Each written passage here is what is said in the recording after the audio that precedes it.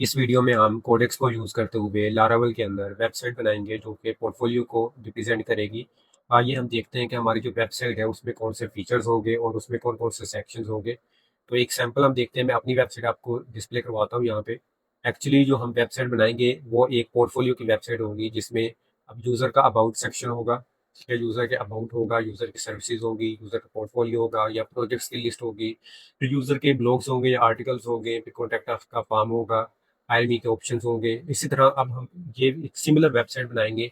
आपको ये front side जो नज़र आ रहा है, अब कुछ चीज़ें होती हैं जो स्टैटिक होती है और कुछ चीज़ें होती हैं कि जो बैकएंड के हम मैनेज करते हैं। एडमिन डैशबोर्ड होता है उसका, तो इसका एडमिन डैशबोर्ड बहुत सिंपल मैंने बनाया है, इतना स्टिकी नहीं बनाया। तो इस एडमिन पे आप देख सकते हैं कि मेरे पास डैशबोर्ड पे 3 ब्लॉग्स हैं, 4 पोर्टफोलियो अभी के पब्लिश हैं, जो कि मेरे अभी काफ़ी ज़्यादा पोर्टफोलियो हैं, जो कि मैंने आहिस्ता-आहिस्ता इसके ऊपर अपलोड करने हैं। तो आने वाले कुछ दिनों में आप देखेंगे कि मेरी वेबसाइट के ऊपर काफ़ी ज़्यादा प्रोजेक्ट्स की लिस्ट बनी होगी, जो सारे मैंने प्रोजेक्ट्स किए हैं। उसके अलावा ब्लॉग्स हैं, पोर्टफोलियो है, ठीक है, कॉन्टैक्ट मैसेजेस हैं जो यूज़र वेबसाइट पे आता है, वो फिल करता है। तो हम ये कुछ चीज़ें ऐसे बनाएँगे, ये रिस्पॉन्सिव भी होगा सारा डिज़ाइन, इससे बिल्कुल डिफरेंट होगा डिज़ाइन। तो लारावेल में हम स्टार्ट करेंगे, बल्कि मैं अपनी ही वेबसाइट को एक एग्जांपल लेकर चलूँगा और अपनी ही वेबसाइट बनाऊँगा और उसी को कोशिश करूँगा कि मैं अपने जो डोमेन है तैयबdev.com उसके ऊपर उसको पब्लिश करूँ। तो आइए चलिए स्टार्ट करते हैं। स्टार्ट करने के लिए हम इसको लारावेल पे एक कमांड रन करेंगे प्रोजेक्ट को रन करने के लिए। तो विजुअल स्टूडियो कोड को बैकएंड पे ओपन कर लेते हैं और यहाँ पे हम कमांड रन करते हैं लारावेल न्यू। क्योंकि मैं अपने नेम से बना रहा हूँ तो मैं अपने नेम से ही इसको सेव कर लूँगा तैयबdev के नेम से।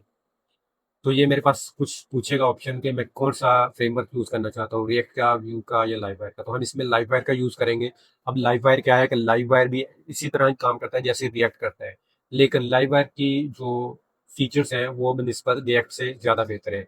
रिएक्ट की बात करें तो रिएक्ट के अंदर हमारे पास एसईओ के ऑप्शन बहुत कम होते हैं, और लाइववायर की अगर हम बात करें तो लाइववायर में हम एसईओ बहुत ईजिली कर सकते हैं। इसके अलावा रिएक्ट में जैसे पेज मुकम्मल रीलोड नहीं होता, इसी तरह लाइव वायर में भी पेज मुकम्मल रीलोड नहीं होता, वो बैकएंड से कंपोनेंट्स वहाँ पे लाकर डिस्प्ले करवा देता है।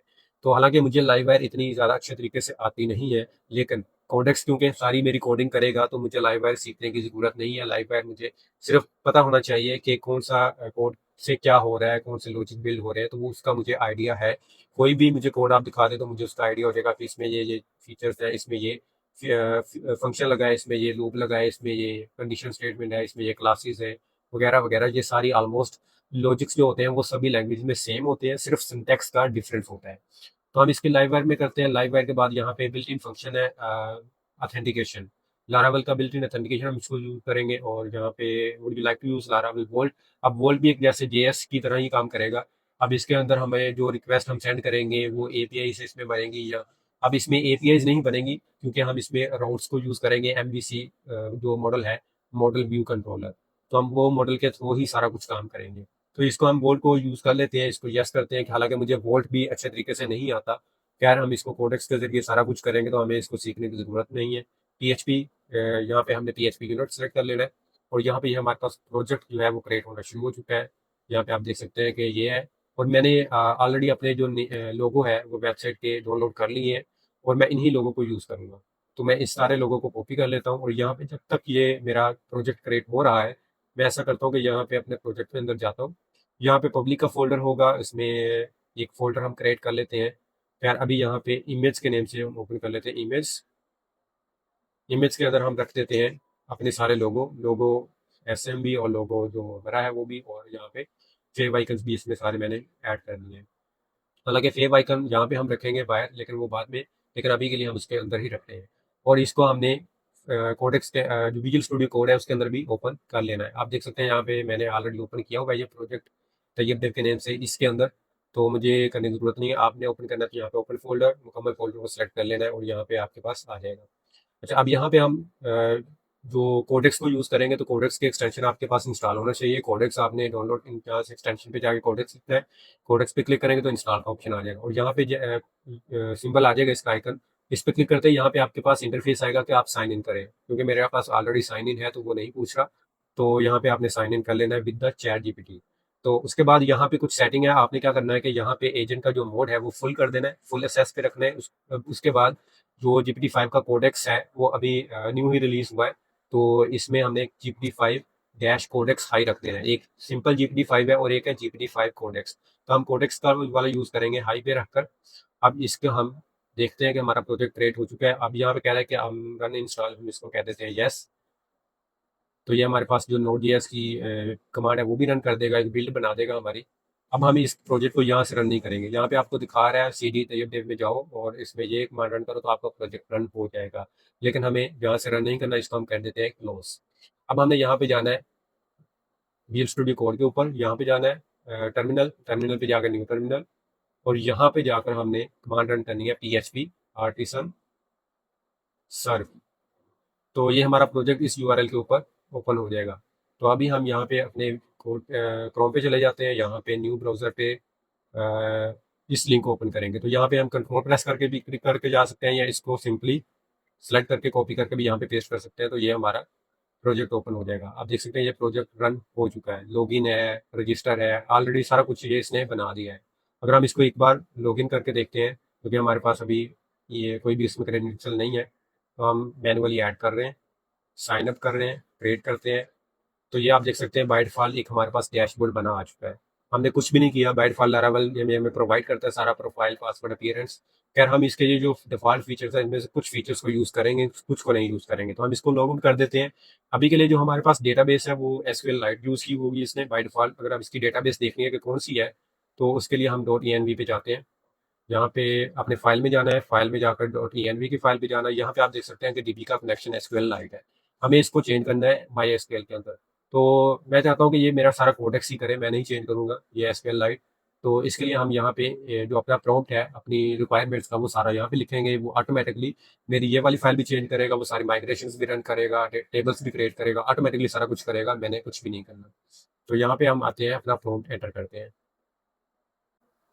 तो यहाँ पे मैंने प्रॉम्प्ट एंटर कर दिया है इन माय एग्जिस्टिंग लैवरावेल प्रोजेक्ट। मैंने कहा कि मेरे प्रोजेक्ट के अंदर ये फीचर्स होने चाहिए, ये सारी चीज़ें हैं, और ये मेरे वेबसाइट का रेफरेंस लो एज ए रेफरेंस इमेज के लिए, टेक्स्ट के लिए, या स्टैटिक कंटेंट के लिए जो मेन वेबसाइट बनेगी। इसमें क्योंकि हमारे पास दो पार्ट बनेंगे, एक मेन वेबसाइट होगी और एक एडमिन पोर्टल होगा। एडमिन पोर्टल पे हमें चाहिए प्रोजेक्ट्स की लिस्ट चाहिए, और उसके बाद हमें प्रोजेक्ट्स को मैनेज करना है, CRUD ऑपरेशन अप्लाई करना है, क्रिएट, रीड और अपडेट और डिलीट, ये चार ऑपरेशन हमने परफॉर्म करने हैं।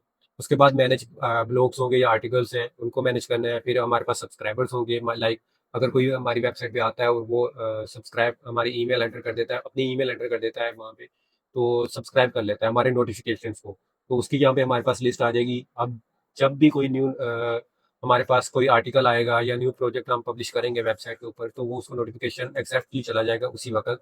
तो उसको अपडेट चली जाएगी कि ये इस वेबसाइट के ऊपर ये चीज़ न्यू आ गई है। उसके बाद ये भी कॉन्टैक्ट मैसेजेस है, जैसे मेरी वेबसाइट पे कॉन्टैक्ट अस का फॉर्म का है, तो वहाँ पे जब भी यूज़र कोई क्लिक करता है तो वो मेरे एडमिन पोर्टल पे भी शो होता है और मुझे ईमेल भी रिसीव हो जाता है। तो ये भी हमें ये चीज़ देखेंगे। उसके बाद एक मेन वेबसाइट है, मेन वेबसाइट में हमें अबाउट होम पेज है, अबाउट है, सर्विसेज है, प्रोजेक्ट्स की लिस्ट है, ये सारी चीज़ें हमें रिक्वायर्ड है, कौन कौन से पेजेस हैं। उसके बाद ये रिक्वायरमेंट्स है कि यूज़ लाइववायर, हमने इसको कहा कि लाइववायर प्लस वन को यूज़ करो। CRUD ऑपरेशन के लिए टेलवेंट CSS का हम यूज़ करेंगे, सारी स्टाइलिंग जो होगी। उसके बाद हमने कहा है कि कोड हमारा ऑप्टिमाइज होना चाहिए सारा। फिर हमने स्टोरी इमेज कहा है कि स्टोरेज वाले फोल्डर में करो। उसके बाद जो भी सारी कमांड्स हैं वो ऑटोमेटिकली रन करे, क्योंकि हमने इसको एजेंट को मोड को फुल रखा हुआ है, इसलिए रखा है कि वो हमारी जो जितनी भी कमांड्स होगी वो सारी ऑटोमेटिकली रन करे। तो चलिए इसको हम रन कर देते हैं। ये थोड़ा सा टाइम लेगा, क्योंकि ये सारा प्रोजेक्ट को एनालाइज पहले करेगा कि कौन कौन सी फाइलें हमारे पास एग्जिस्टिंग है, उसमें कहाँ पे क्या चीज़ रिक्वायर्ड है, टेबल किस तरह का होना चाहिए, टेबल में फील्ड्स क्या होनी चाहिए, वो सारी जो सारी ऑटोमेटिकली करेगा। आप देख सकते हैं सबसे पहले उसने एक्सप्लोर ही की है कि मेरी फाइलें कौन कौन सी हैं। उसने सारा अपने आगे आउटलाइन एक बनानी है, आउटलाइन बनाकर सारा फिर उसने टेबल्स बनाने हैं। तो चलिए इसको थोड़ा सा टाइम देते हैं, तब तक मैं वीडियो को स्किप कर रहा हूँ। जब ये कंप्लीट हो जाएगा तो मैं रिटर्न आऊँगा, तो आपको सारा कुछ दिखाऊंगा। ये बल्कि उसने 5 टास्क कर लिए हैं, तो 5 टास्क को देखते हैं कि कितने टाइम में वो कंप्लीट करता है। तो कोडेक्स ने अपना काम कर दिखाया है, इसने काफ़ी टाइम लिया है, तकरीबन आधा घंटे से भी ज़्यादा टाइम लिया है। इसने सारे ये फाइलें क्रिएट की हैं जो मेरी रिक्वायरमेंट्स है उसके मुताबिक। चलिए अभी हम इसको ना टेस्ट करते हैं कि हमारा जो लेआउट है या जो फीचर्स है उसके मुताबिक इसने कितना काम किया है। तो इसमें हम चले जाते हैं अपने इसी यूआरएल के ऊपर। तो हम होम पेज पे जाते हैं, तो लो जी इसने मेरी वेबसाइट से मेरी पिक्चर लेकर यहाँ पे लगा दी है। ठीक है जी, यहाँ पे इसने मेरे वेबसाइट से कोई पिक्चर ली है और यहाँ पे उसने ऑटोमेटिकली लगा दी है। ठीक है, हम इसको बाद में चेंज कर लेंगे। खैर यहाँ पे उसके बाद यहाँ देखें तो हेडलाइन है, हीरो सेक्शन है, दैट्स गुड। उसने अच्छे तरीके से सारा कुछ ऑर्गेनाइज कर दिया है, एनिमेशन भी ऐड कर दी हैं। आर्टिकल्स अभी हमारे पास नहीं है, प्रोजेक्ट्स इसमें नहीं है, टेस्टिमोनियल्स भी उसने सारे ले लिए हैं। ओके, तो अभी यहाँ पे अगर हम इसका रिस्पॉन्सिव डिज़ाइन देखें तो वो कैसा है, वो भी चेक कर लेते हैं। इसको मोबाइल व्यू में चेक करते हैं। लोडिंग इसका मोबाइल व्यू भी काफ़ी अच्छा है। ठीक है, थोड़ी सी चेंजेस हैं वो हम इसको बाद में अभी और इम्प्रूव कर लेंगे।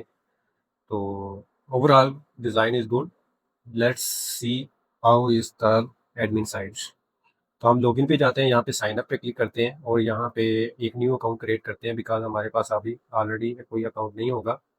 तो लेट्स सी। आई थिंक हमने अभी पहले एक अकाउंट क्रिएट किया था, लेकिन हमने डेटाबेस भी तो चेंज की है। आई थिंक उसने डेटाबेस चेंज नहीं की। लेट्स सी, देखते हैं कि डेटाबेस चेंज किया या नहीं डॉट एन फाइल के अंदर। सो उसने अभी डेटाबेस चेंज नहीं की, तो हम इसको अभी डेटाबेस भी चेंज करवा लेते हैं। लेकिन इसको दोबारा हम लॉगिन करके देखते हैं कि क्या हमारे पास ओवरव्यू आता है। सो लेट्स सी, आप यहाँ पे देख सकते हैं डैशबोर्ड पे इसमें सारी स्टैट्स दिखा दी हैं। प्रोजेक्ट्स पे एक फोल्डर ऐड कर दिया है। ठीक है, इसमें कुछ इश्यूज हैं, इसको भी हम रिजॉल्व कर लेते हैं। उसके बाद ब्लॉग है।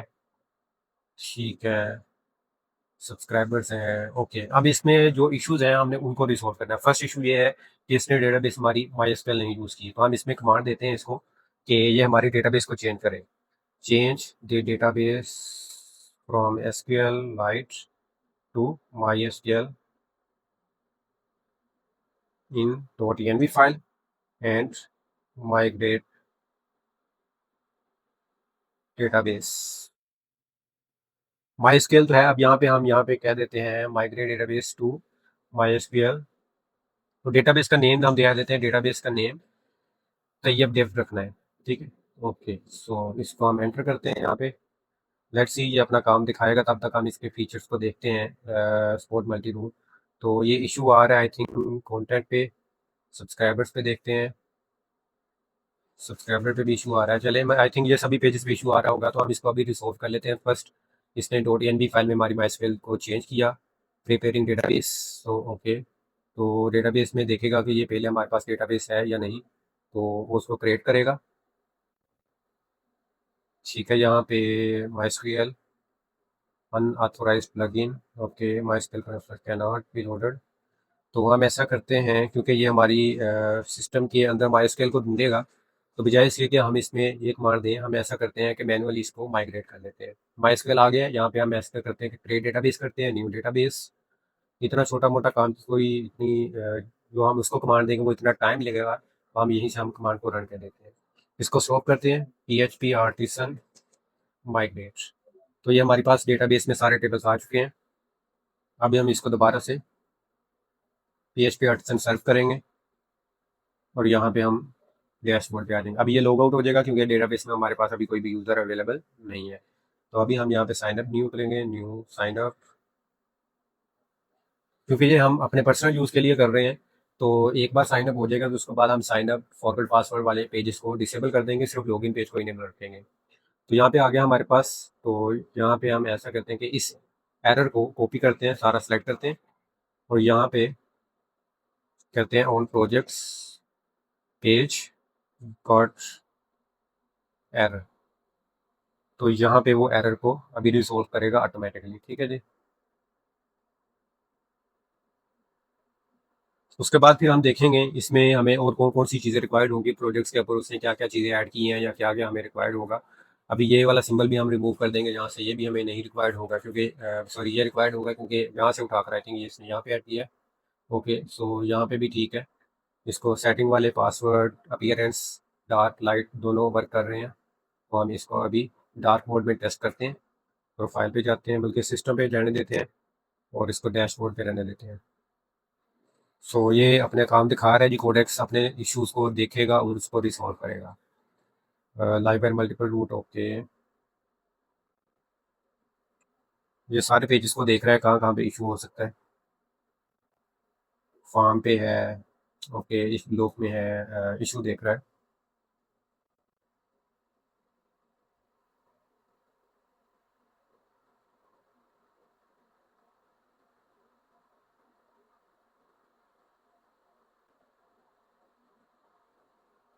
इसको अगर हम मैनुअली देखने की कोशिश करते हैं कि इशू हो कहाँ पे सकता है।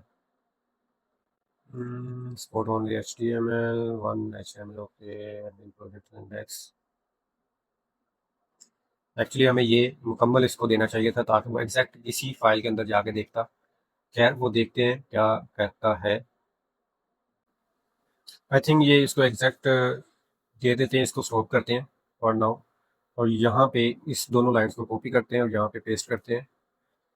अभी ये एग्जैक्ट एरर को देखेगा और हमें ये रिजॉल्व करके देगा, क्योंकि नहीं तो वो सारी फाइल्स में देखेगा कि कहाँ कहाँ पे इशू हो सकता था। तो ये जब तक ये यहाँ पे रिजॉल्व कर रहा है, देखिए ये हमारा पेज ओके हो गया है। अब मजीद वो देखेगा, चलें जब तक वो देखता है हम यहाँ पे इसको टेस्ट करते हैं। प्रोजेक्ट्स में देखें, ब्लॉग्स में देखें, तो अभी ऑलमोस्ट सारे वर्क करेंगे। इस पे एरर आई थिंक ये रिजॉल्व हो जाएगा, ये कर रहा है। तो खैर इस पे प्रोजेक्ट्स पे जाते हैं, यहाँ पे न्यू प्रोजेक्ट पे क्लिक करते हैं तो क्रिएट नॉट फाउंड। ओके, तो यहाँ पे भी एक एरर है, तो हम इसको देखते हैं। Why it is occurring not fair.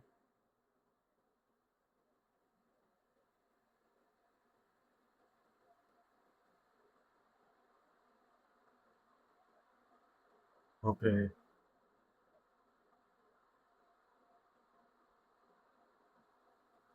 हम यहाँ मैनुअली देखते हैं कि इसमें वो पेजेस है भी या नहीं, उसने ऐड किए हैं या नहीं। एडमिन पे जाते हैं, लाइव वायर में, प्रोजेक्ट्स में इंडेक्स है, फॉर्म है।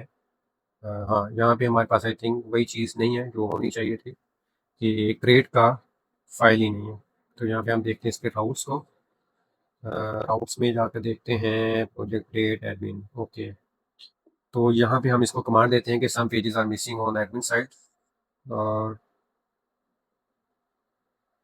यहाँ पे project create, edit, glow create, edit, और उसके बाद contact, message list, pages are missing, resolve issue. ठीक है, हमें ये एक आइडेंटिफाई हुआ कि हमारे पास कुछ पेजेस मिसिंग है जिसका उसने कोड नहीं लिखा।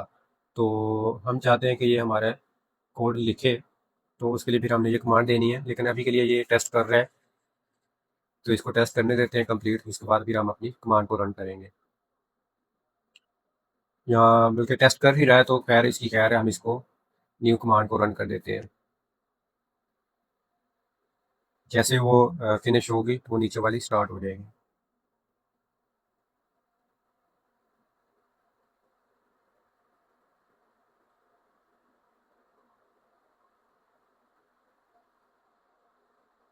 ठीक है, यहाँ पे नेक्स्ट अभी कर दिया उसने स्टार्ट।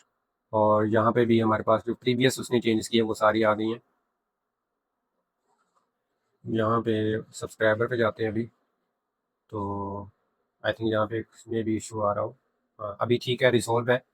तो अगर हम अपने होम पेज पे देखें,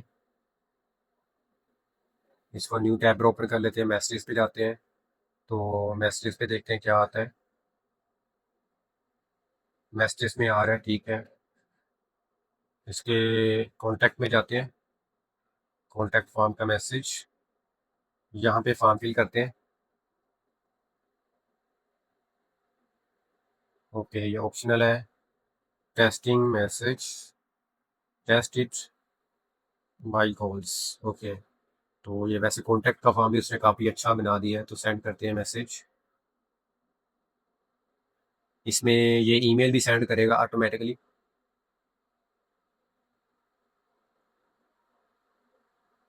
यहाँ पे डेटाबेस में भी हम देख सकते हैं कि डेटाबेस में भी हमारा मैसेज आ रहा है या नहीं आ रहा।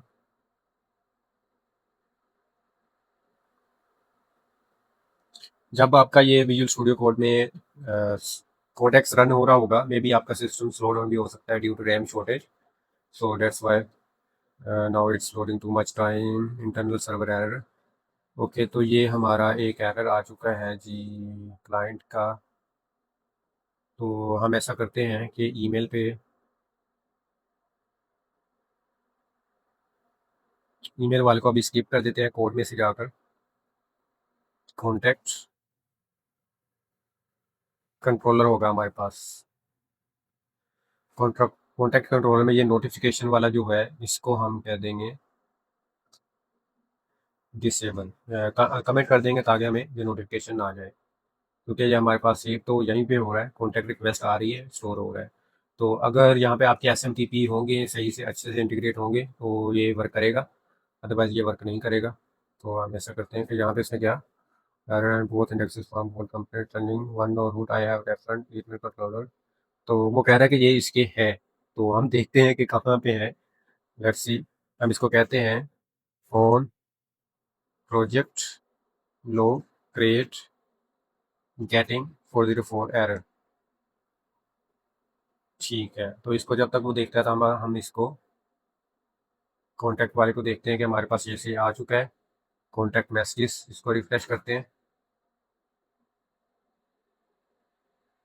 अभी यहाँ पे दोबारा इसको सेंड करते हैं, तो आई थिंक ये अभी हमें मैसेज ईमेल नहीं करेगा, सिर्फ डेटाबेस में स्टोर करवा कर यहाँ पे मैसेज शो करवा देगा कि आपकी ईमेल जो है वो जा चुका है, कॉन्टैक्ट सेव हो चुका है।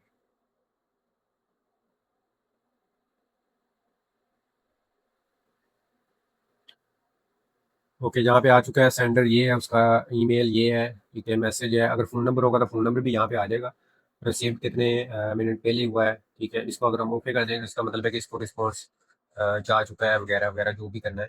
ठीक है, तो यहाँ पे हमारे पास आ चुका है, रिजॉल्व में आ चुका होगा।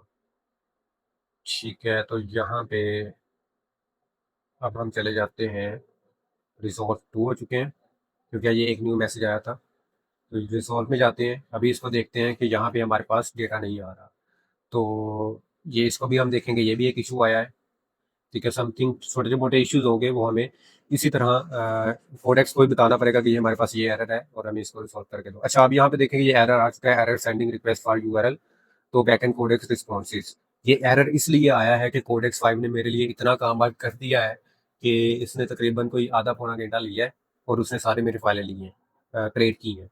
तो मुझे क्या करना है कि यहाँ पे इसी तरह अगर आपके पास भी इशू आए तो यहाँ पे आपने ना बैक चले जाना है।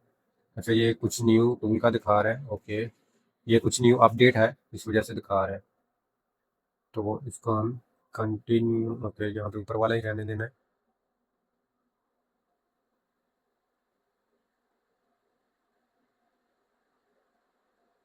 तो ये इश्यूज मैं इसलिए यहाँ पे वीडियो में स्किप नहीं कर रहा, ताकि अगर आपके पास भी कोई एरर आए तो आपने इस तरह से रिजॉल्व करना है। तो अगर ऐसे नहीं हो रहा तो इसको हम क्लोज करते हैं विजुअल स्टूडियो कोड को, और फिर अगेन ओपन करते हैं, फाइल मैनेजर पे जाते हैं। तो ये हमारे पास फोल्डर दोबारा ओपन करना पड़ेगा, ओपन फोल्डर पे जाते हैं, यहाँ पे हम अपना फोल्डर ओपन कर लेते हैं, आ चुका है, ओके। अब यहाँ पे कोडेक्स पे जाते हैं, इसको चाहे रहना है तो रहने दें, अगर आर्चिव करना है तो आर्चिव कर सकते हैं, मतलब रिमूव कर सकते हैं। अब यहाँ पे थोड़ा सा और अब टाइम लेगा। तो यहाँ पे आकर आपने क्या करना है जी, यहाँ पे कोई जो एरर है वो यहाँ पे लिख देना है। तो आपने यहाँ पे अपना एरर लिखना है। एरर यह है कि on project blog create edit getting 404 error.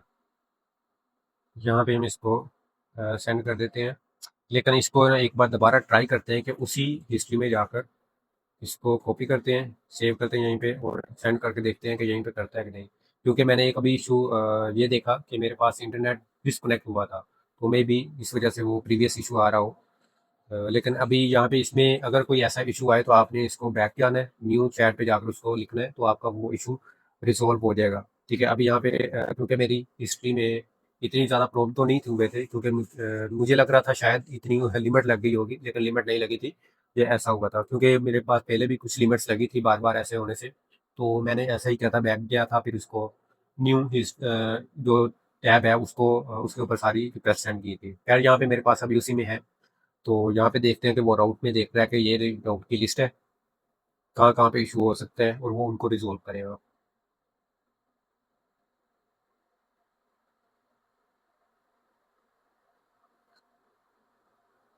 यहाँ पे सब्सक्राइबर का देखते हैं कि इसने सब्सक्राइबर का ऑप्शन यहाँ पे देखिए, ये ऐड किया हुआ है, तो हम इसको ना यही कर देते हैं, ज्वाइन लिस्ट। ओके, तो यहाँ पे क्योंकि हमें दोबारा कमांड रन करना पड़ेगी, तो हम इसको करते हैं PHP artisan migrate. Okay, subscribe पर क्लिक किया, यहाँ पे आते हैं, इस पर क्लिक करते हैं, join the list. Oh sorry, यहाँ पे PHP आर्टिसन सर्व करना था, सर्व। ओके, अब इसको दोबारा रिफ्रेश करते हैं, कंटिन्यू करते हैं, कॉन्टैक्ट मैसेज भी आ गया।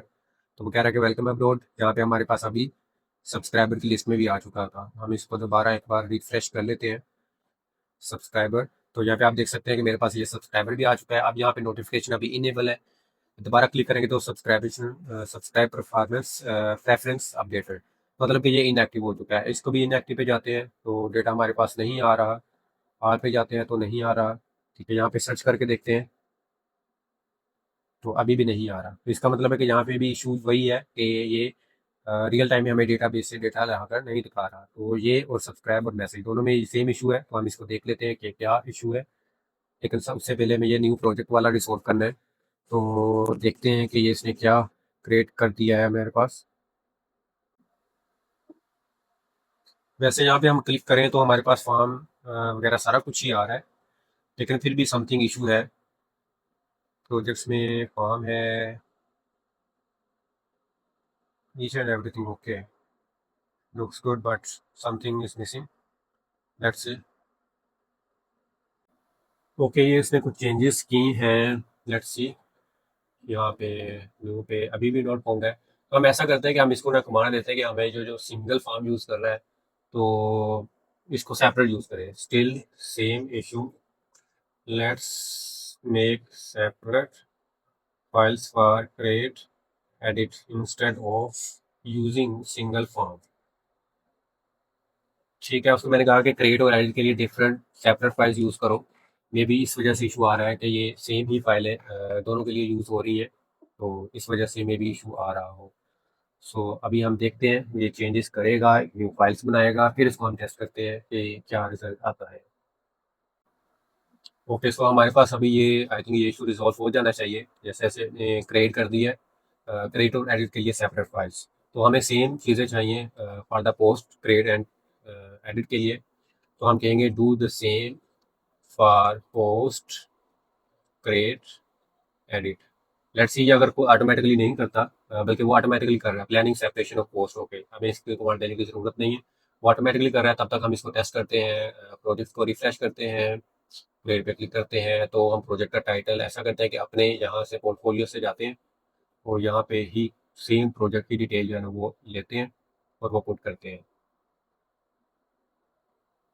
यहाँ पे वैसे उसने short summary, description, tech stack, कौन कौन सी इसमें फ्रेमवर्क वगैरह यूज़ हुए हैं वो चीज़ें आ गई। गिटहब यूआरएल है, कंप्लीट कब हुआ, फीचर करना है या नहीं करना, ओके, सारी चीज़ें लुक्स गुड। तो यहाँ पे हम ऐसा करते हैं, ये बस ट्रैकिंग का जो प्रोजेक्ट है इसको लेते हैं। इसका जो टाइटल है इसको हम कॉपी करते हैं यहाँ पे। इसकी जो शॉर्ट इसको हम नीचे वाला उठा लेते हैं। ये अभी मैं सिर्फ फॉर टेस्टिंग पर्पसेस ले रहा हूँ। इसको बाद में हम एक रिच टेक्स्ट भी लेंगे जो हमारे सारे इस डिस्क्रिप्शन वाले को एडिट करेगा, बोल्ड करेगा, उसमें टैली करेगा चीज़ें, सारी चीज़ें। उसके बाद टेक्स्ट एक हम इसमें लारावेल लिख देते हैं, लारावेल PHP MySQL। प्रोजेक्ट का यूआरएल अभी हम के इसको ही लेते हैं। गिटहब का यूआरएल अभी एम्प्टी है, इसकी कंप्लीशन डेट कोई भी हम लिख देते हैं। फीचर इसको हम कर देते हैं, इमेज को हम चूज़ कर लेते हैं। इमेज हम ऐसा करते हैं कि पहले डाउनलोड करते हैं इमेज, यहीं से यही वाली इमेज को लगते हैं डाउनलोड, सेव इमेजेस। डाउनलोड वाले फोल्डर के अंदर ही इसको हम सेव किया, गेट लिया, ओके, इसको हम सेव प्रोजेक्ट पे जाते हैं। तो वो कह रहा है कि 255 कैरेक्टर के अंदर ये हमारा होना चाहिए, ये ज़्यादा है तो इसको हम मिनिमम कर लेते हैं, इतना ही लेते हैं। The feature image field is required, okay, ये ऐड तो की हमने, लेट्स सी। तो प्रोजेक्ट क्रिएट हो चुका है हमारे पास। अभी ये फीचर्ड इमेज प्रीव्यू नहीं आ रहा, आई थिंक ये इसका हमें स्टोरेज के साथ लिंक करना पड़ेगा। तो उसके लिए हमारे पास यहाँ पे कमांड रहेगी PHP आर्टिसन स्टोरेज लिंक। ये हम स्टोरेज को लिंक कर देते हैं, link has been connected, okay. तो ये कनेक्ट हो चुका है। अभी हम इसको रिफ्रेश करते हैं तो ये इमेज हमारे पास आ चुकी है। इसको हम यहाँ से रिमूव भी कर सकते हैं, प्रोजेक्ट्स की लिस्ट पे जाते हैं। अब यहाँ पे इसको हम एडिट कर सकते हैं या फीचर इनेबल या डिसेबल कर सकते हैं, फेवरेट में बल्कि ऐड कर सकते हैं। Flag, feature flag, okay, feature flag करना है या नहीं करना वो उस हिसाब से है ये। इसको एडिट करते हैं, इसमें ट्रैकिंग प्रोजेक्ट ऐसा करते हैं और इसको सेव कर देते हैं। अब ऐसा करते हैं कि जो गिटहब का यूआरएल है वो भी सेम ही रख देते हैं फॉर द टेस्टिंग पर्पसेस कि हमारी वेबसाइट पे ये कैसे विजिबल रहेगा। हम इस पे वेबसाइट भी जाते हैं, इसको रिफ्रेश करते हैं और लेट्स सी हमारे पास प्रोजेक्ट्स की लिस्ट में क्या आता है। तो हमारे पास ये प्रोजेक्ट आ चुका है, इसका थंबनेल आ चुका है, कब कंप्लीट हुआ, इसका शॉर्ट डिस्क्रिप्शन हो गया है। तो इसका अगर हम विजिट लाइव करें तो ये यूआरएल ओपन करेगा हमारा। अगर इसको व्यू केस स्टडी पे जाए तो व्यू केस स्टडी में इसकी सारी डिटेल ओपन हो जाएगी। ये वाली जो डिटेल है इसको हम एडिट करेंगे बाकायदा, लेकिन वो अभी बाद में करेंगे। नेक्स्ट सारी चीज़ें जो इशूज़ हैं वो रिसॉल्व करके सोर्स कोड है, तो ये हमारे पास सोर्स कोड का ऑप्शन आ चुका है। अगर हम इसमें सोर्स कोड को रिमूव कर देते हैं, लेट्स सी, इसको हम सेव करते हैं, तो हमारे पास सोर्स कोड डिस्प्ले नहीं होगा। Okay, that's good. अगर हम विजिट वेबसाइट को भी रिमूव कर देते हैं तो ये भी हमारे पास विजिबल नहीं रहेगा। तो अब यहाँ पे प्रोजेक्ट्स के लिस्ट में अंदर हमारे पास सारे के सारे प्रोजेक्ट्स की लिस्ट आ रही है। ओके, अब हम यहाँ पे टेस्ट करते हैं ब्लॉग्स वाले को। होम पे रहते हैं, ब्लॉग्स वाले में जाते हैं, ब्लॉग वाला यहाँ पे हो चुका है। ओके, न्यू ब्लॉग पे क्लिक करते हैं। ओके, यहाँ पे पोस्ट में हमारे पास ये आ चुका है कि ये एरर है, और इस एरर को हम यहाँ पे केस केस स्टडी स्कैनरी। ओके, इसको वैसे हम मैनुअली भी वैसे सर्च करके देख लेते हैं। ये I think may be button का इशू होगा। हाँ, तो यहाँ पे वेरिएंट जो होते हैं वो स्कैनरी में हमारे पास नहीं चलेगा, तो इसके लिए हमें ये वेरिएंट जो है वो चेंज हो जाएगा। लेट्स सी, ये ऑटोमेटिकली चेंज करेगा। वैसे हम इसको खुद भी कर सकते थे, ठीक है, आउटलाइन इसने कर दिया। ओके, इसको रिफ्रेश करते हैं।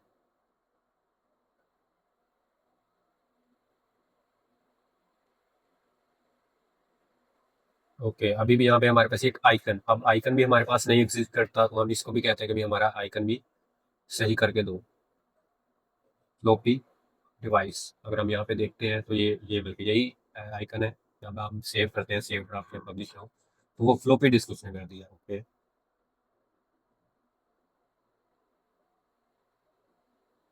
तो ओके, ये भी अभी हमारे पास कंपोनेंट एग्जिस्ट नहीं करता, तो इसको भी हम कह देते हैं कि भाई ये भी एग्जिस्ट नहीं करता, हमें सही करके दो। ओके, ठीक है, ये छोटे छोटे रास्ते हैं वो जल्दी हो जाते हैं, तो सिंपल उसने सेव जो है वो आइकन रिमूव ही कर दिया।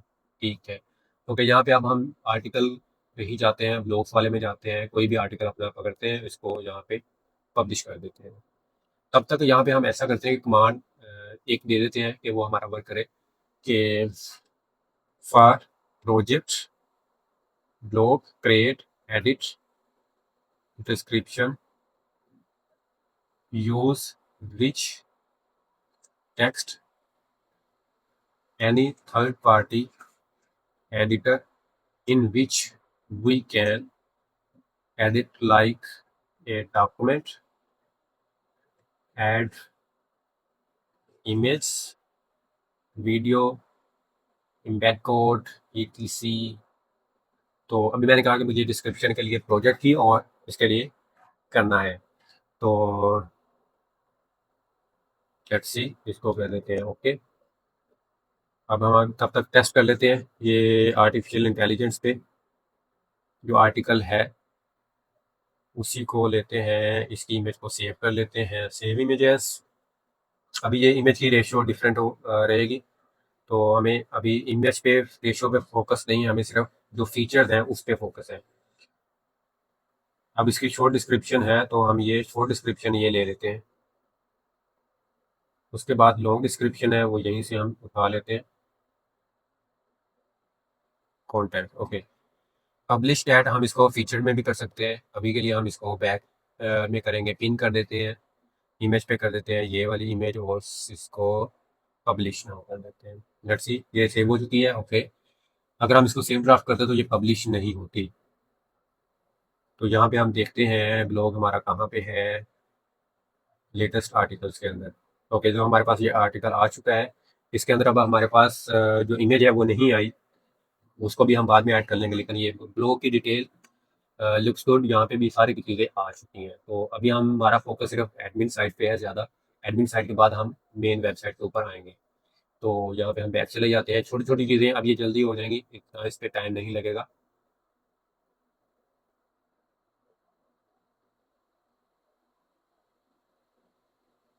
ओके, यहाँ पे हमारे पास इशू था ये इनएक्टिव और एक्टिव का। हम ऐसा करते हैं, जहाँ पे कॉन्टेक्ट में एक और रिस्पॉन्स ऐड करके इसको टेस्ट करते हैं कि हमारे पास जो सर्च वाला है वो भी वर्क करता है या नहीं करता। इसका नेम चेंज कर लेते हैं रो स्टूडियो। बाकी सारी चीज़ें सेम, सेंड मैसेज। अब यहाँ पे भी हम इसको कर देते हैं रो studio @gmail.com join list. Okay, तो ये भी हमारे पास सेव हो चुका है। अब यहाँ पे सब्सक्राइबर पे जाते हैं, तो सर्च वाला भी वर्क नहीं कर रहा। ओके, मैसेज पे जाते हैं, not working. Okay, so on subscribers and contact message page on admin side, subscriber and contact pages, and filter options not working. Search and select field change not getting data from database. Okay, सिर्फ हमने problem भी उसको कही है कि ये problem है, इसको सही करके दो। तब तक ये जो उसने चेंजेस किए हम उसको भी देख लेते हैं कि इसने जो प्रोजेक्ट हमें कही थी कि एक रिच टेक्स्ट हमें ऐड करके दो, जिसमें हमें इंक्लूड करना है अपनी बोल्ड करना है किसी टेक्स्ट को, जहाँ एडिट करनी है चीज़ें, तो वो सारी चीज़ें होगी। तो उसने रिच टेक्स्ट एडिटर को यूज़ किया है, समथिंग डिफरेंट। तो लेट्स सी इसकी गाइड्स देखते हैं कि वो क्या कहता है रिच एडिटर। क्विल बेस्ड उसने ऐड कर दिया है। ओके, आगे उस क्या चीज़ें हैं, you can paste no image. Okay, तो ये इशू है नहीं, बल्कि उसने रिसोल्व कर दिया है। रिसोल्व तो कर दी है, लेकिन अभी हमारे पास वो रिच टेक्स्ट नहीं आ रहा। ओके, एडिट वाले पे एडिट वाले पे भी नहीं आ रहा। तो न्यू प्रोजेक्ट पे जाते हैं, इसको अभी के लिए हम कट कर लेते हैं, बाद में पेस्ट करेंगे। लेकिन अभी हम कह देते हैं rich editor not visible on screen, fix it. ठीक है, उसको मैंने कहा कि ये विजिबल नहीं है, इसको रिजॉल्व करो। क्विल वेयर सीडीएन एल्पाइन लाइववेयर, वैसे इसमें कोई भी एपीआई वगैरह तो नहीं उसने कहा कि एपीआई की लगाएं या क्या है।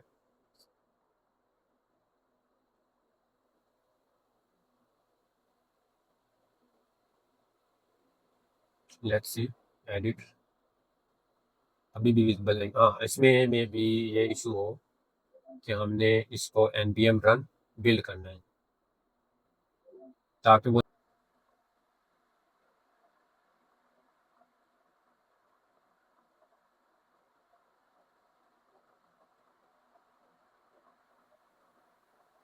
सो यहाँ पे हमारे पास कंसोल में एरर है। हम ऐसा करते हैं कि ये वाले एरर्स को कॉपी करते हैं और फिर उसको देते हैं कि getting errors in console. May be ये इससे हमारे जो इशू है उसको रिजॉल्व कर दे, क्योंकि यहाँ पे ये कुछ जे जावास्क्रिप्ट से रिलेटेड है, क्योंकि ये जो थर्ड पार्टी लाइब्रेरी है वो यूज़ करती है जावास्क्रिप्ट की सीडीएन को। तो इस वजह से वो उसको फाइलों को इंपोर्ट कर रहा है पहले, तो ये इशू आ रहा है। तो मे बी इस वजह से ये इशू हो। तो लेट्स सी ये इसको रिजॉल्व कर देगा, तो then everything will be working.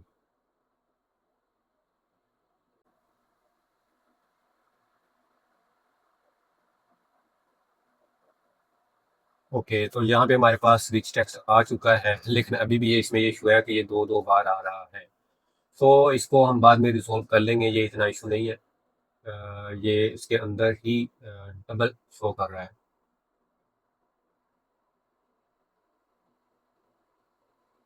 Okay, तो यहाँ पे हम ऐसा करते हैं कि अब अपनी जो पहले प्रोजेक्ट हमने क्रिएट किया इसको एडिट करते हैं। तो यहाँ पे प्रीवियस डेटा नहीं शो कर रहा। ओके, तो now showing but tool bars are showing double and on edit description is not showing in description in rich text। ठीक है, अगर हम इसका आप देखते हैं कंसोल में इशू वगैरह कोई है अनकॉट। ओके, तो यहाँ पे इशू एक वैसे अभी है, replace with element. Okay, registered instructions are been cleared. On whole refresh ये इशू नहीं है। खैर, अ, वैसे ये हमारे पास बोल्ड वगैरह सारा कुछ हो रहा है, लेकिन हमारे पास एडिटिंग सही से नहीं हो रही।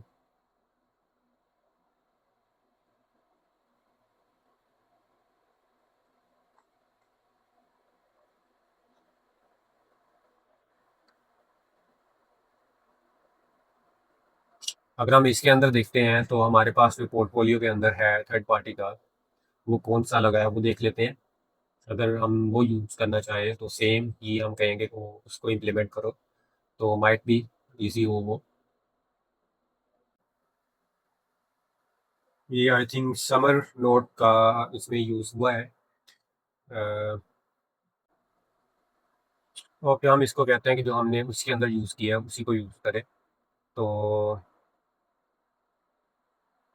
Remove quill editor and use summer tool for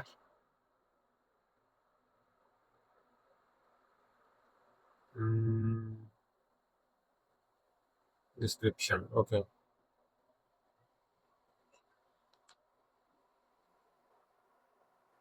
I think it will be easy than quill editor. क्विल एडिटर भी इजी है, बट आई थिंक उसको अभी कोई अच्छे तरीके से इसमें यूटिलाइज करना नहीं आ रहा, क्योंकि हर प्रोग्रामिंग लैंग्वेज के हिसाब से सारी चीज़ें डिफरेंट होती हैं। लाइव वायर में ये डिफरेंट है, रिएक्ट में डिफरेंट है, पीएचपी के अंदर और जो एचटीएमएल है सीएसएस है उसके अंदर डिफरेंट है। तो लेट्स सी, क्योंकि हमने मैनुअल तो कोई चेंजेस करने ही थे, तो कोडेक्स ही ऑटोमेटिकली सारी चीज़ें करेगा आज। कोडेक्स का क्योंकि ये अभी न्यू वर्जन है। वैसे जो प्रीवियस मैंने अभी अच्छे तरीके से जिसको टेस्ट किया था वो GPT-5 हाई पे टेस्ट किया था, तो उसने अच्छे तरीके से सारे वर्क कर दिया था। लेकिन जो अभी ये न्यू आज ही न्यू अपडेट आई है, तो इस वजह से आई थिंक मे बी इसमें काफ़ी ज़्यादा अभी एरर्स हैं। तो ये जैसे अभी हमें भी काफ़ी ज़्यादा एरर्स को देखना पड़ा, तो वो अच्छे तरीके से उसको टैकल नहीं कर पा रहा। तो हम इसको ऐसा करते हैं कि नेक्स्ट टाइम GPT-5 पे ही इसको हम करेंगे। GPT-5 कोडेक्स को नहीं यूज़ करेंगे। लेट्स सी हाई पे क्या करता है।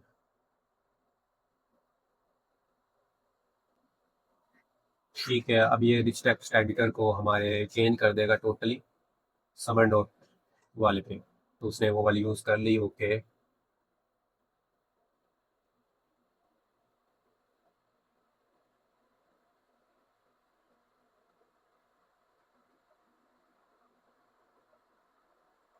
ठीक है, ये इसमें सारी चीज़ें तो वैसे आ गई हैं। अब हम यहाँ ऐसा करते हैं कि on edit description is not showing, sorry इसको हमने कहना था description is not showing in text area, rich text, sorry ये भी नहीं कहना था, हमें कहना था previous description, description from database is not showing in rich text। क्योंकि हमारे पास अगर हम डेटाबेस में देखते हैं तो प्रोजेक्ट के अंदर हमारे पास डेटाबेस में होना चाहिए डिस्क्रिप्शन, डिस्क्रिप्शन है हमारे पास, लेकिन उसमें डिस्प्ले नहीं करवाया। तो अगर हम इसमें देखें तो हम अपना लिंक भी ऐड कर सकते हैं, इसमें पिक्चर भी इंसर्ट कर सकते हैं, फिर हमारा जो एम्बेड कोड है वो भी इंसर्ट कर सकते हैं। मतलब कि ये हमें काफ़ी ईजी है। जो हमारी चीज़ें बेसिक बेसिक होनी चाहिए वो सारी इसमें है। हेडिंग क्रिएट करनी है, हेडिंग भी आ जाएगी, सारी चीज़ें ऑलमोस्ट है। तो अभी हम इसको ऐसा करते हैं कि ये रिसोर्स कर रहा है।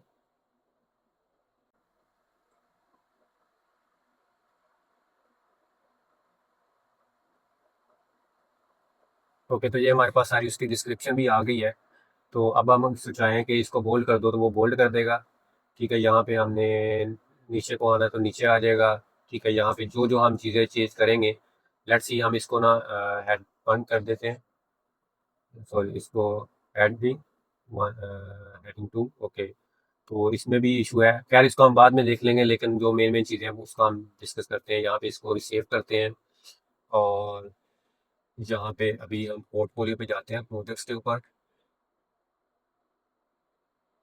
इसको व्यू केस स्टडी पे जाते हैं।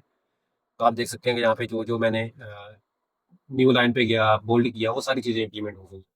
खैर अभी हम जहाँ पे ब्लॉग पे सारा कुछ वर्क कर रहे हैं, अभी हमारे पास जो इशू था, मिनिमल इशू, वो ये था कि ऑन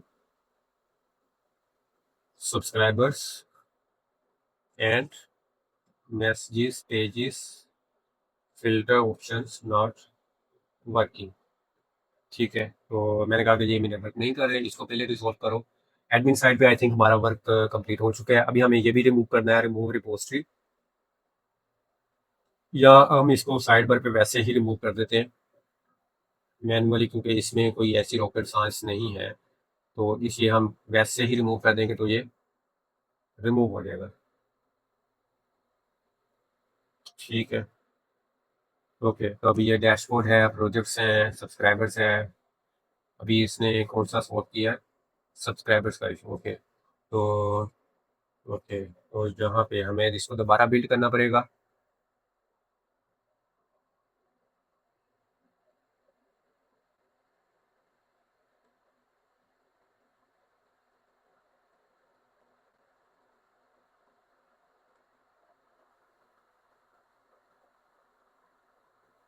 ठीक है, अब यहाँ पे इनएक्टिव, ओके इनएक्टिव ये आल है, एक्टिव है, गुड है। ठीक है, आल पे जाते हैं, हमारे पास अभी टोटल 2 सब्सक्राइबर हैं, इसको रखते हैं तो वो एक्टिव में आ जाएगा। ये भी वर्क कर रहा है, मतलब अभी हमारे पास सारा कुछ हो चुका है। चेंज करेंगे वो भी हो जाएगा। मैसेजेस पे जाते हैं, मैसेजेस पे रिजॉल्व, रिजॉल्व वाले आ जाएंगे, आल पे जाएंगे, आल आ जाएगा। सर्च करें तो सर्च करेंगे, सर्च वाला आ जाएगा। ठीक है, इसमें क्योंकि हमारे पास ये ईमेल ही है तो इस वजह से आ रहा है। तो हम रोज स्टूडियो पे सर्च करते हैं तो सिंपल रोज स्टूडियो वाला आएगा। ओके, तो हमारे पास ये भी इशू रिजॉल्व हो चुका है। अभी हमने जाना है जनाब होम पेज पे। होम पेज पे जाकर हमने कहना है कि लोगो ऑलरेडी हमारा है, यूज़ किया इसने ऑलरेडी, ये हमारा लोगो क्रिएट करके दिया है। ये बाय डिफ़ॉल्ट उसने खुद क्रिएट किया, हमने नहीं किया, ये उसने किया है। तो in I have placed logo in public image logo. देख लेते हैं, ये भी इमेज के अंदर हमारे पास लोगो है। Use my existing logos. ठीक है, मैंने उसको कहा कि मेरा लोगो यूज़ करो, या logo S M web P dot web P, क्योंकि इसकी एक्सटेंशन डिफरेंट है, लोगो और logo S M web P की। उसके बाद मैंने इसमें कहना है कि जो जो इश्यूज मुझे होम पेज पे हैं, ये है कि remove tagline and from header. I think ये वाला जब रिमूव करेंगे तो ये बुक नाउ वाला ऑटोमेटिकली रिजॉल्व हो जाएगा। उसके बाद अगर देखें तो नीचे हमारे पास एजुकेशनल माइंडसेट, ये चीज़ें सारी ओके हैं, ओके है, दैट्स गुड। ये भी सारी ओके हैं। इसमें डेटा आपने ऐड करना है, वो आप खुद इंक्लूड कर सकते हो। सिर्फ हम जो चीज़ें हैं वो सिर्फ देख रहे हैं कि कौन कौन सी चेंजेबल हैं। All good, okay. उसके बाद इसको ही देखते हैं अभी।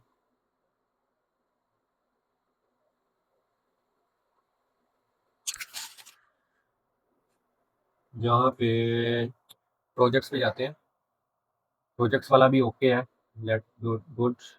इस पे क्लिक करते हैं तो ये भी ओके है। डिलीवरेबल की प्रोडक्ट स्टैक है, टेस्टिंग परफॉर्मेंस, ये आई थिंक उसने स्टैटिक इसमें ऐड की हैं चीज़ें। इसको भी हम चेंजेबल कर सकते हैं, चेंजेबल है।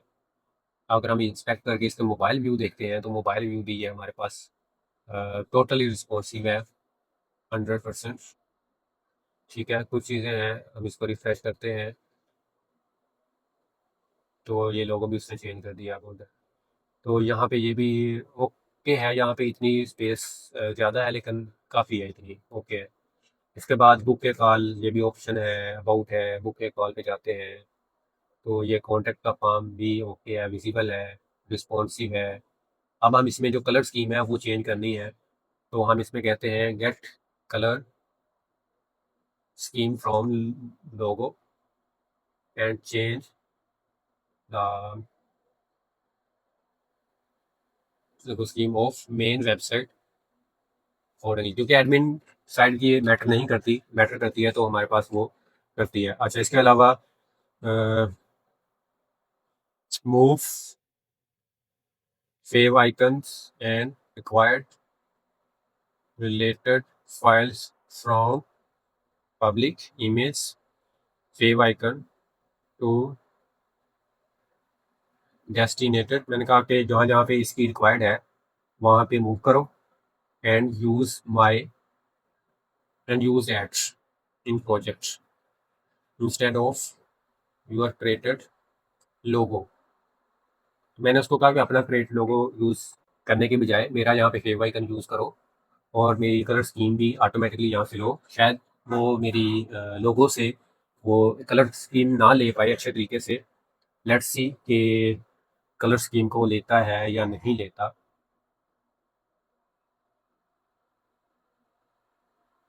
Move the favicon. Okay, favicon को अभी वो ले रहा है। वो फेव आइकन मेरे उठाएगा वहाँ से और यहाँ पे जहाँ पे होने चाहिए जो फेव आइकन वो उस हिसाब से यहाँ पे लाना चाहिए।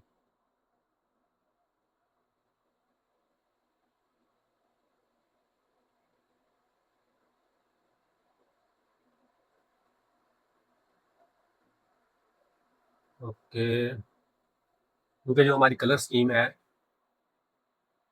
वो बिल्कुल लोगों के साथ मिलती जुलती होनी चाहिए।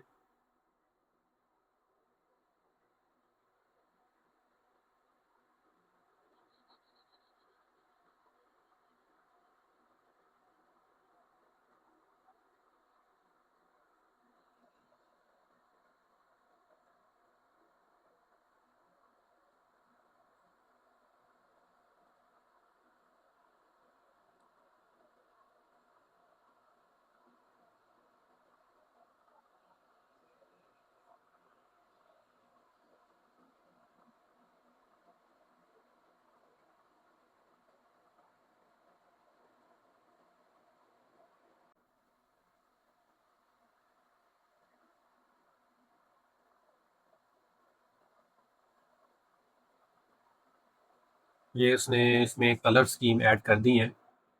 आई थिंक सम उसने फेव आइकन भी इंक्लूड कर दिए मेरे इमेज वाले फोल्डर में से। फेव आइकन वाले में से वो वाले ले लिए उसने, गुड है। और कॉन्फ़िग में साइड ब्रांड कलर्स है।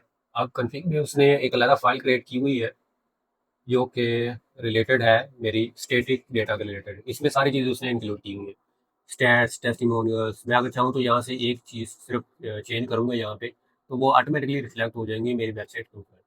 तो अब ये कलर स्कीम भी उसने ऐड कर दिया है, एम्बेल ओके जो भी है। ये कंप्लीट हो जाए, लेट्स सी।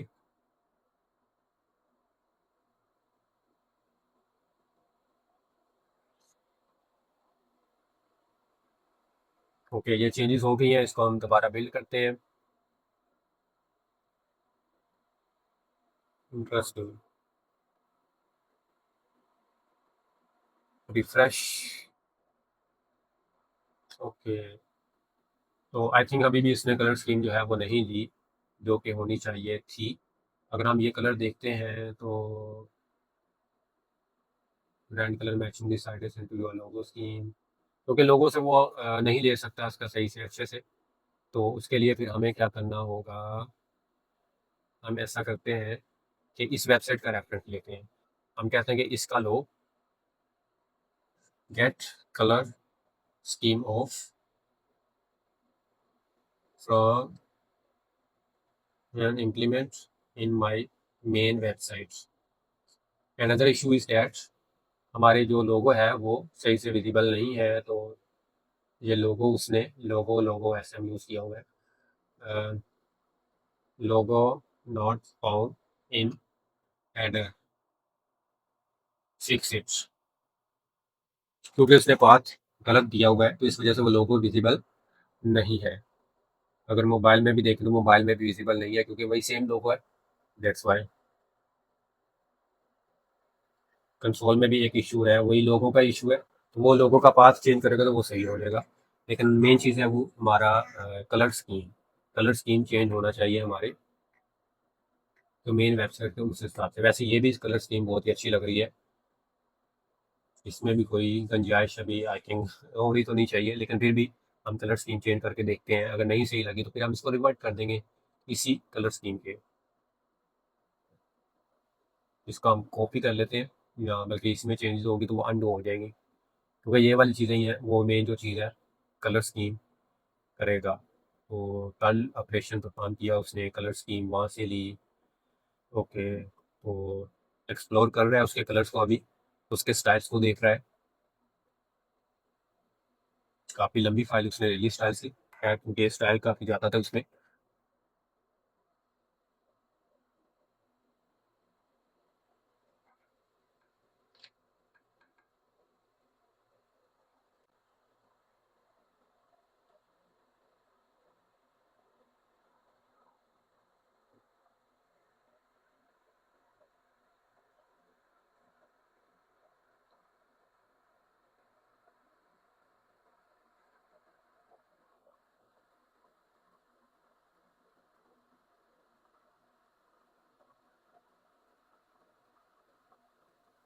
वैसे ये इतना छोटे से काम के लिए हम इसको मीडियम को भी यूज़ कर सकते थे।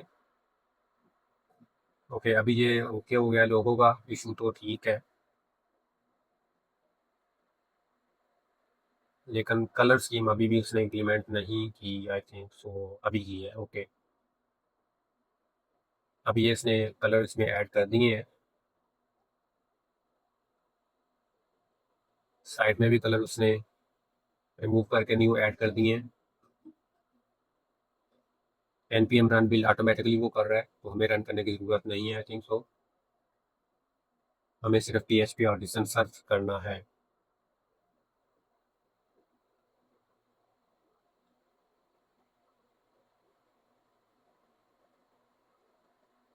ओके, अब इसको हम टेस्ट करते हैं।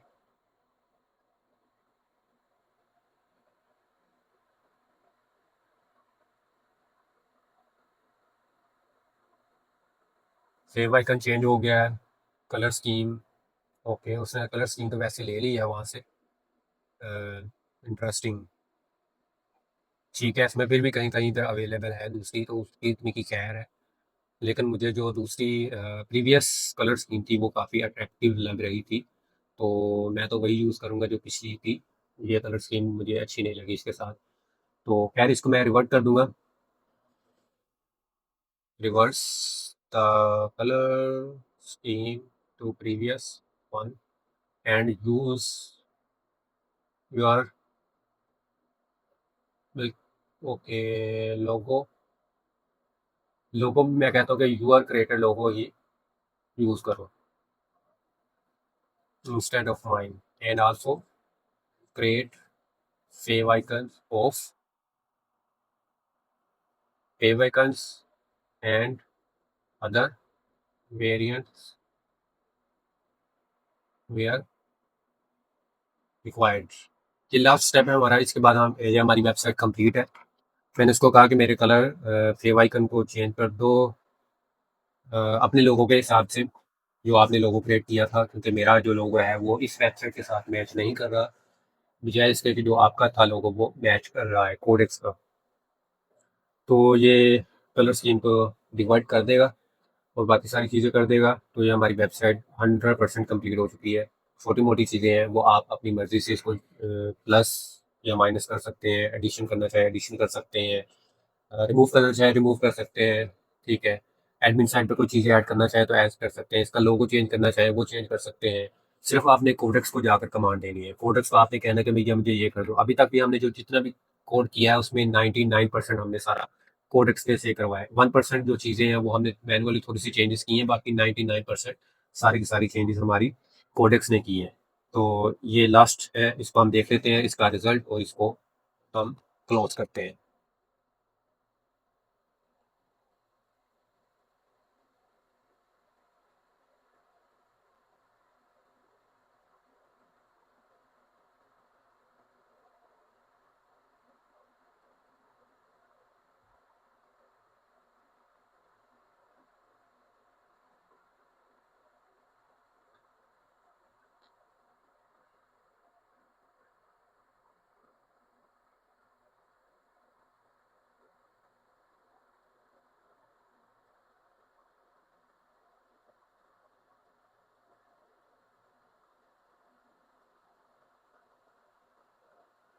ओके, इसको सर्व किया, refresh. It's interesting now. Now everything is okay and this website is completed. You can change everything, you can change anything on the website and you can add different projects, different services.